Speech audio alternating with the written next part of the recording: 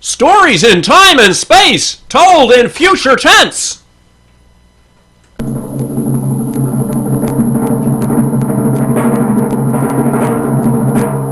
Dimension X. Can you predict what will come in 100 years, or in 10, or in the next minute? Some people think they can. Nuclear scientists, mathematicians, astronomers, biologists. They'll predict the shape of the future. Why? Because they make the future. Because they see beyond the known dimensions of time and space. Into the unknown.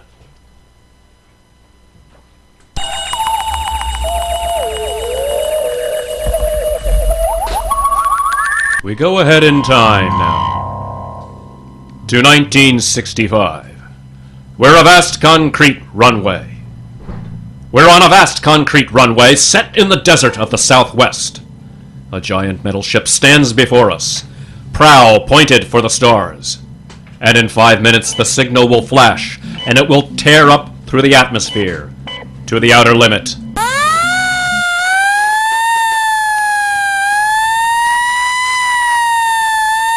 Attention, attention! Clear field for takeoff! Clear field for takeoff! 5 minutes, Steve. Right. Warm her up, Charlie. Turn her over.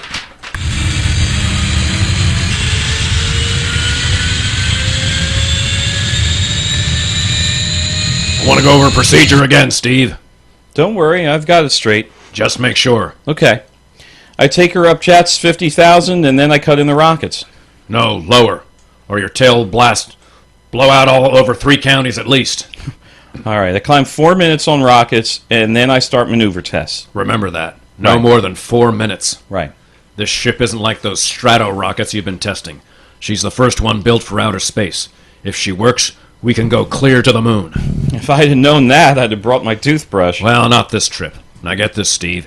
You've got power there to clear the Earth's gravitational field. But remember, after you cut in the rockets, you've only got 10 minutes fuel. If you go beyond the outer limit, and don't save fuel for the return... I know.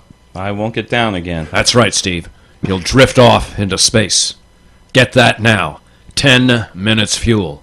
Gotcha. Now, as far as I'm concerned, this project is a lot more important than that cosmic ray bomb they're testing out in the Pacific tonight. Well, Security Commission Brass doesn't think so. I don't see any undersecretaries under anything. Now, don't worry. In the long run, our ship will make the CR bomb backpage stuff. But in the meantime, it's just as dangerous. Remember, half the principles on this ship are pure theory, Steve. Slide rule stuff. If anything goes wrong, we may have to scrape you off the landscape with a soup spoon. You have a charming sense of humor. Now here's what I'm getting at. We're risking your neck on this test. If anything blows, we don't want the next man to pull the same boner. I know, Hank. So keep your mic open and keep talking. If anything goes wrong, we want to know exactly why. And we won't be able to ask you. Let us know before you pull every switch, before you do anything. Got that? Yeah. Even if you only have to blow your nose. All right, let's get those fuel lines away. Okay, Mr. Pearl! Well, I guess that's about it, Steve. That reminds me. Look, if Mary calls, I'm just up on a milk run. I didn't tell her today was it. How is she? Well, she's okay, but she's due about now, and I don't want her to be nervous. Hey, I didn't know the baby was that close. Yep. Steve, I really ought to be sending a single man on this job. What? And caught me out of a soft paycheck? Forget it, Hank. You know you can't get anybody else who can take 15 G's acceleration when those rockets cut in. Yeah, I know. Well, it's time, Steve. Yep. Well, I'll see you later. Don't worry, Hank. I'll sweat for both of us. All right, button her up, Charlie. Yeah. So long, Hank. So long. We'll give you the light from control.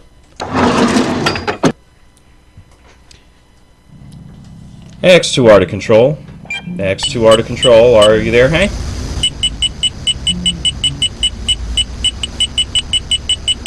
Okay, Steve. Got you on the speaker. Ready to go. Mr. Hanson. Ready on radar, Sergeant? Check. Mr. Hanson, you better see this. What is it, Elsie? Message sent in for Steve. Mrs. Weston just left for the hospital. What? Hello, Steve. What? Stand by a minute. Shall we hold the takeoff, Mr. Hansen? What? Oh, yes. No. Just wait a minute. It's too late now. Aren't you going to tell him? Maybe he's got enough to worry about. Hey, what's holding us up, Hank? Something on your mind? No, it's nothing, Steve. I just wanted to say good luck. Clear for takeoff, Charlie. Right. Okay, give him the light. 5, 4, 3, 2, 1, fire!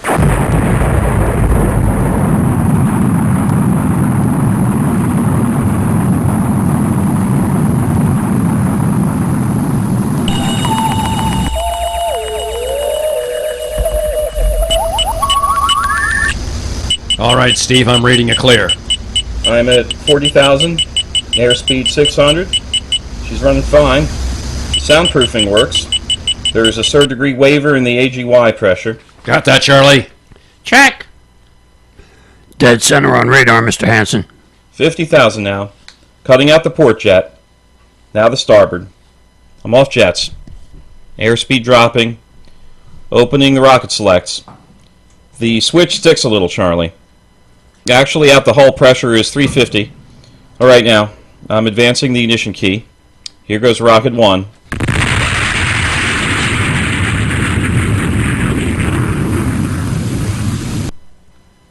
Steve, you all right? Yeah. Feels like somebody slugged me with a sledgehammer. Airspeed now at 1200. Here goes number 2.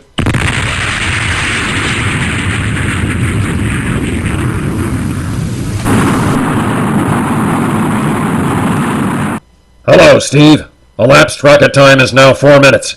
What's your altitude? Over to you. Speed 4400. Still climbing. Altitude 297 miles. All right, you're at the outer limit. Level off for maneuver test. You've got exactly 6 minutes fuel left. Okay. Starting a 3-degree left bank. It's a little sluggish there. It's all right now. There's a low vibration someplace.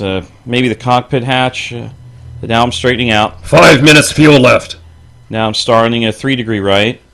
Hey, Oh, what's the matter? What's wrong? there's something up here. Something shiny. What are you talking about? There's something above me, Hank. I'm going to chase it. Steve, you're at the outer limit now. I can see it plain now. Steve, don't go any higher. You've only got 4 minutes left. It doesn't.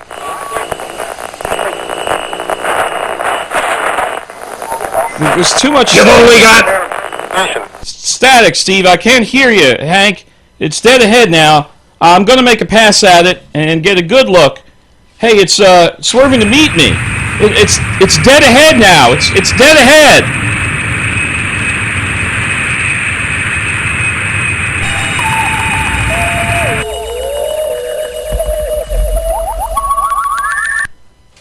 Hello?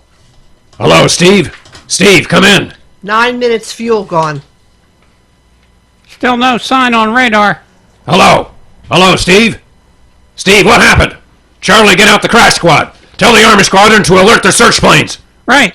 9.5 minutes. Crash squadron, hello. Charlie Clapper. For Mr. Hansen. We need a search squadron. No, Mr. Hansen's busy. Hello, Steve. What's happened? Where the devil is he? Hello, come in, Steve, come in. Hello, Steve. Hello.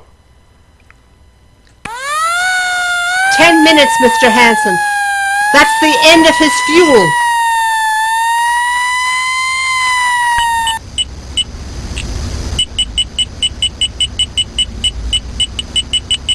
How long has it been now? 10 hours, Mr. Hansen. Nothing more on radar, Sergeant? Screen's blank. Colonel Corelli called in. Search planes are back.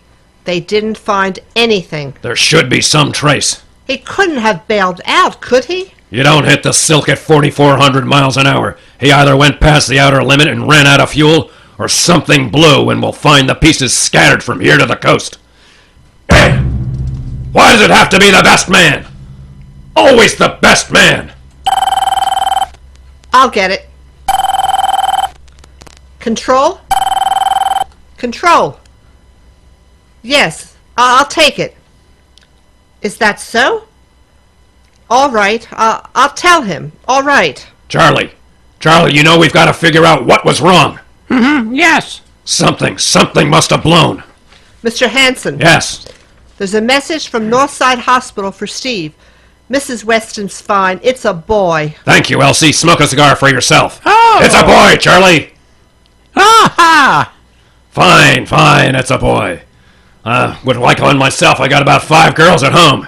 He didn't even know she went to the hospital. How am I going to tell Mary that? It wasn't your fault, Mr. Hanson. The ship had to be tested. Yeah, and we'll build another one and some flying fool will shoot past the outer limit into space.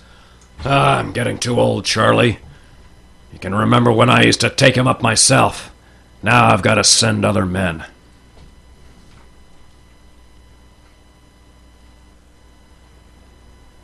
It's a job, Mr. Hanson. No, I'm afraid. Every time I hear a jet go off, I jump. Every time I have to send someone up on a new model, I start to sweat. Mr. Hanson! Yeah, I think there's something on radar! no flights scheduled in, are there, Elsie? No, we have the whole day cleared. It's coming in behind us! Here! It's coming over the building!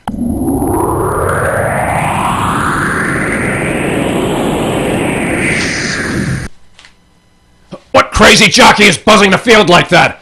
Is that an army plane, Charlie? I can't say. It's turning! Charlie, alert the field! I know that engine! Steve! That's impossible. That's his ship. It can't be! Well, there's no other model like that. It's Steve, all right.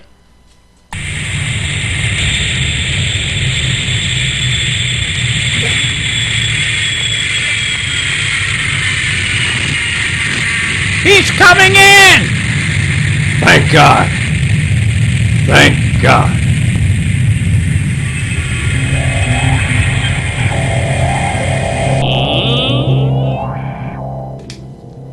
All right. Sit down, Steve. The quicker we get this done, the quicker you get over to see Mary and the baby. Hank. Elsie, give the order to check and refuel the rockets. I don't want anybody in here until I get Steve's reports. Bury any calls. All right, let's have it. What the devil happened to you, Steve? Hank, does that cosmic ray bomb still go off tonight? What are you talking about? Straighten out, Steve! Where have you been for the last 10 hours? Listen, Hank, there's something more I've got to... Come on now, Steve! I've got to get a report on the screen to Washington.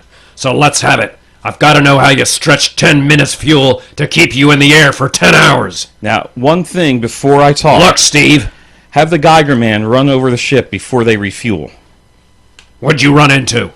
So help me, Hank, I don't know. We better check and make sure it isn't radioactive. Elsie, add a Geiger report on the standard check. Steve, maybe we better have the doc take a look at you. No, I'll be all right. They said I'd be all right. Hey, look, son, I know you've had a tough time, but we've had this field on alert for 10 hours. One of the Army boys cracked up looking for you, and he's hurt bad. So let's have the story. Let's have it straight. I don't know how to tell you, Hank. I saw something up there. At 300 miles? I chased something up there, Hank, and I caught it. Now don't hand that Listen to me. to me. I was cruising along, just starting the right bank, when I spotted something. Now, it must have been going about half my speed. It was egg-shaped and smooth. I made a pass at it, and I was coming back for another, and then there was a humming sound. Humming? Sort of a vibration, and I blacked out. And I was headed straight forward at 4,400 miles an hour. I thought it was going to be the biggest smash since Hiroshima. And Hank, is there a drink in that bottle? Never mind that, Steve. What happened? I came to inside their ship. Uh-huh. Steve, this whole thing's been a devil of a strain on you. I'm going to call Major Donaldson from the Army base. Ask him to sit in. Psychiatrist? Yeah, that's a good idea. Let him run his tests. So they'll tell you I'm not kidding. Because, Hank, unless I miss my guess, I've just been tipped off to the way the world ends.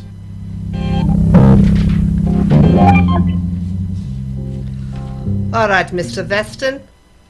Suppose you continue your story. Let's have it, Steve. You woke up inside the ship. Yes, and the place was jammed with machinery. Dials, blinkers, I couldn't recognize anything. And you were surrounded by these Men from Mars? I didn't say anything about men from Mars. I didn't even say they were men. I couldn't see them clearly. They were just there. Where did they come from then? Another galaxy. Millions of miles outside our solar system. That's all I know. You figure out where they came from. And they came all that distance to find the Earth? Yes. They tell you that? Yes. You mean they spoke English to you? No, they didn't.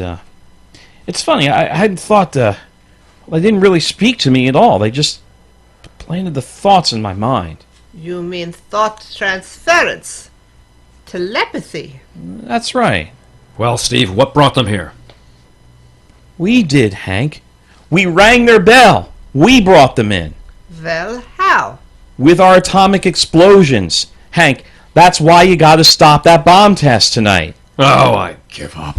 Look, you gotta believe me, Hank. How can I make you understand? Would you submit to narcopsychometry?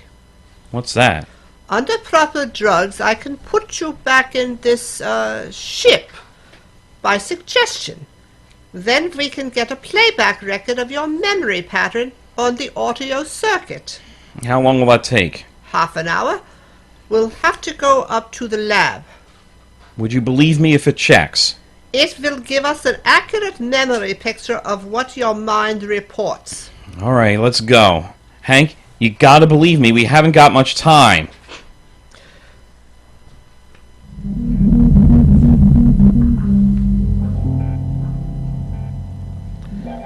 You should be getting drowsy. Now, count backwards from 10. 10, 9, 8, 7, 6, 6. He's under. Now we can attach the head plate electrodes. The cortical pickup. Look out for that fire, Mr. Hansen. 3.0 setting. 31.3. Now throw that switch, Mr. Hansen. I have to start him off by suggestion. All right, Steve. You're in your ship now. You're in the rocket. Rocket. You're in the rocket. You're in the rocket, and you just sighted something strange. Now I'm starting at a 3-degree right. What's that? Hey, there's something up here. Something shiny. His memory pattern. We're picking it up electronically. Something above me, Hank. I'm gonna chase it. It's piped through the audio circuits. I'm getting static. I can't hear you, Hank. This is where we lost control with him. I totally got out of contact. I'm gonna make a pass at it, and hey, it's swerving to meet me. It's dead ahead now. It's dead ahead. Now what? This is where he blacked out. There is no telling how long. Minutes or hours. What's that noise? I don't know. Quite. Where? How did I get in here? Who are you? Is he seeing them? Intergalactic Patrol? What's that? What are they saying, Steve? What are they saying? It's about nuclear fission. They know about it. They know the danger of it. Long ago, they had wars that almost destroyed them. And they finally learned. And now they've outlawed war. Go on, Steve. They patrol space. When their detector picks up an atomic explosion, they send a patrol. What are they going to do? They've quarantined us. Quarantined? They've isolated the Earth because we don't know how to control ourselves yet. Until we learn, they're going to be a menace to the whole universe. What is this nonsense? Quiet. How are they going to do it, Steve? They've spread a layer out here of, I don't know how to call it, all around the Earth. It's miles deep. When there's an atomic explosion on Earth, the radioactive particles will drift up into this layer set off a chain reaction. It'll go around the world in microseconds, and that's the end. The end? What's he... Wait! Yes, I understand. I've got to bring back the warning. You're going to put me back in my ship to bring back the warning. It doesn't.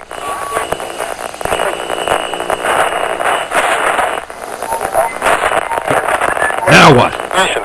He's blacked out again. I guess that's all. What does all that mean? It's what he remembers. You don't think that really happened? No, the narco-psychometry circuits produce what he remembers. It just means that Steve believes that this happened. I don't like to see this. I've seen too many good test pilots snap. Steve is the best I've known. How bad do you think it is? Frankly, outside of the presence of this well-organized hallucination, there's no sign of unbalance. It may not be too serious. If he had a more plausible story, I'd be inclined to believe him. What? Why, Hank! It's all right, boy. Did you hear it, Hank? You understand? Sure. We've been quarantined. Let me give you something to make you sleep, Steve. But don't you understand? They fixed it so that if we set off one more nuclear explosion, that'll be it. Of course. Now, don't roll your sleeve down. You don't believe me. Now take it easy, Steve. That test tonight, they're setting off the CR bomb. Hank, what time is it? 11:30. Well, it's scheduled for midnight. Hank, we gotta stop that bomb. Steve, let Donaldson give you the hypo. Hank, you gotta believe me. I saw them. I got the warning. If we touch off that bomb tonight, it'll be the biggest galactic 4th of July of all time. The whole Earth will go up like a Roman candle. April 10th, 1965. The end. Now look, Steve, you better calm down. Don't you want to see Mary and the baby? You've got a new son, remember? Well, that's just it. I want to see my son. I want him to live. If that bomb goes off, Hank, we've got to stop them. Mr. Hansen, I think we'd better get over to the base hospital. Hank, you got to believe me. Yeah, sure, Steve. Maybe there is something to it. Look, it's out of your hands. I'll put in a report and shuttle it into Washington in the morning. In the morning? There isn't going to be any morning, Hank. Don't you understand? You've got to call Washington now. Get the head of the Security Commission and postpone that test. Now, you know I can't do that, Steve. My neck would be out on a mile. Besides, this is 1965, not 1945. 20 countries have atomic bombs now. What's the use of stopping just this one? The rest will keep right on popping off. Well, we'll just have to call an international conference. Can't you understand, Hank? The first one that goes off finishes us. It's the end. They've given us the quarantine warning. Steve, I think you better go with us to the base hospital. But you just don't believe Look, me. Steve, they can call up for a detail if we have to. All right. I'll go with you. I don't need a straitjacket. That's the way, Steve. You'll probably feel better by morning. Let's go.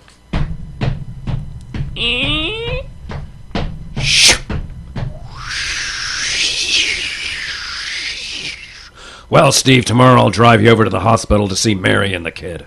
Sure. Look at the ship under the floodlights. Pretty, huh? You'll be flying her again soon. Don't you worry. Yeah, I guess so. What's she doing out on the line? They refuel her? Yeah, we got Clausewitz coming in tomorrow from Denver for another test. Figure we'd give you a day off. That's good. That's fine! Steve, come back! Come on, Donaldson! Steve! Wait! He's heading for the rocket! Look! There he goes! Up! That crazy fool! We can't get at him now. That's covered like armored glass! He's waving! Yes, toward control! It's the radio! He means the radio! Come on! I should have gotten help! Good thing the radio's still hooked up there. Hello? Hello, Steve! Listen to me, Hank. You've got to call Washington now. Come on out of that rocket, Steve! Don't try anything, Hank. They've refueled the rocket for tomorrow. Take it easy, Steve. You know what'll happen when I fire the rocket tubes down here. Steve! Don't!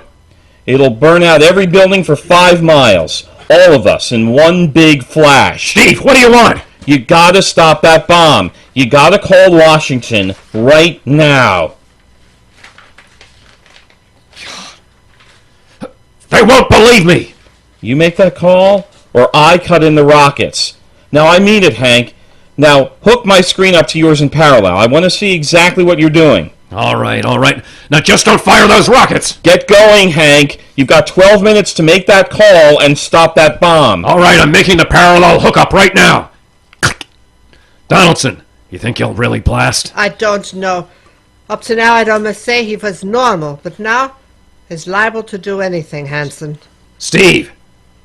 Steve! Are you getting in on your screen? Yeah. Now put that call through. All right, click. Operator, Busy screen to Washington. the visit screen circuits are busy, sir. I'll try again in a half an hour. This is Security Commission priority. Break in and get me a line. Yes, sir. Just a moment, please. 10 minutes, Hank. Listen, Steve, I'm trying. They're ready to take your call, sir. Washington, Security Commission 3, this is urgent. I want Undersecretary Herbert Ames. Washington 3. One moment, please. Hurry, will you? One moment, please. What time is it, Donaldson? 11:51. Do you think he'll fire those rockets? He might. Washington, Busy screen 3, Mr. Herbert Ames, please. this is a co-ed exchange. I cannot accept your call without clearance. Get it through, Hank. Listen, Washington, put it through. This is Mr. Hanson at San Marco Air Base. This is a priority call. I'm coded. One moment, please. I'll check with your code number. Get that through, Hank. That bomb goes off at 12. Be reasonable, Steve. I just want to... Your call has cleared, San Marco. Washington visit screen 3. Robert Ames, please. Security Commission Ames. Listen, Ames. Ames. Oh, hello, Hanson. Ames, you've got to get me to the chief. Are you kidding? He's at the test control room. Yes, I know, but get him here for me. What's up? You look lousy. Or is it a bad circuit? There's no time. I've got to get him before the test. It's about the CR bomb. I can't take that responsibility. Get that through, Hank, or I blast.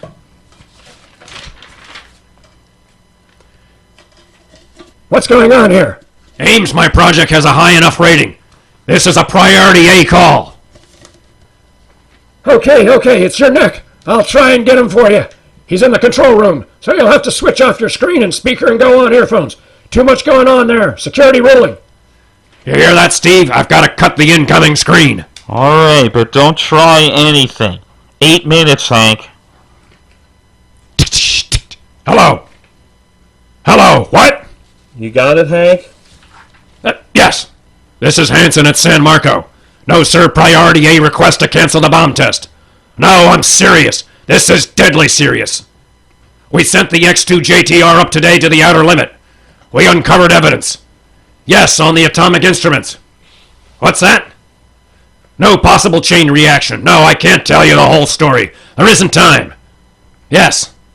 I'll bring the readings into Washington in the morning. You've got to postpone the test till we see them. Look, I worked on contracts with the Commission for 10 years. Yes, I have complete confidence in my information. You can record that. Yes, I'll call you back immediately. Goodbye. Hank. Hank! He's agreed to cancel, Steve. The bomb won't go off. All right, boy. You can come down out of that ship.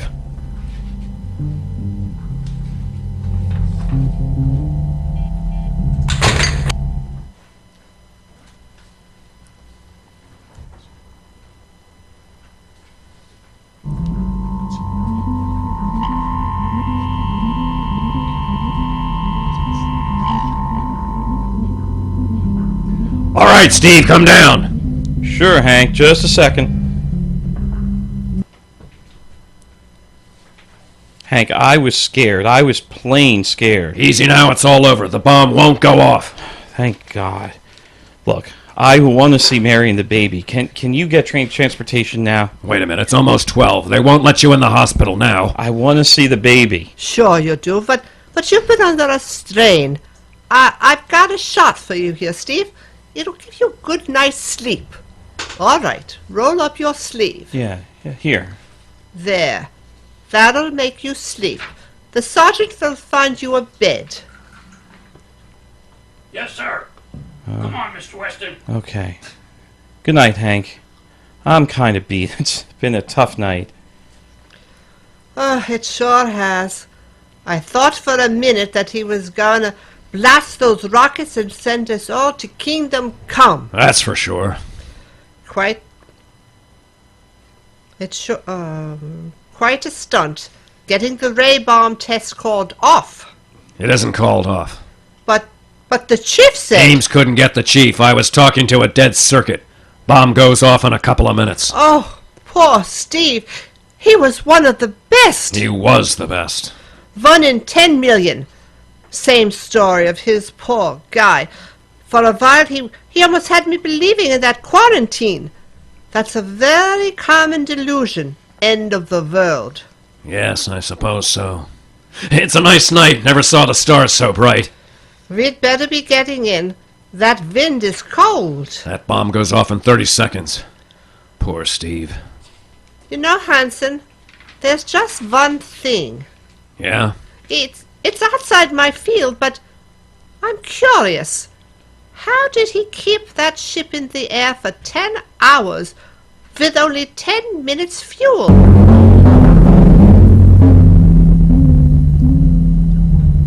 You have just heard The Outer Limit by Graham Dorr, an adventure in time, space, and the unknown. Dimension X. Now about next week. Have you heard of the Mark III? The amazing electronic brain at Harvard that instantly solves the most complicated scientific problems. Suppose you had a mechanical brain like that in your house. A robot that was always at your service, so that you could just sit with folded hands and relax the rest of your life.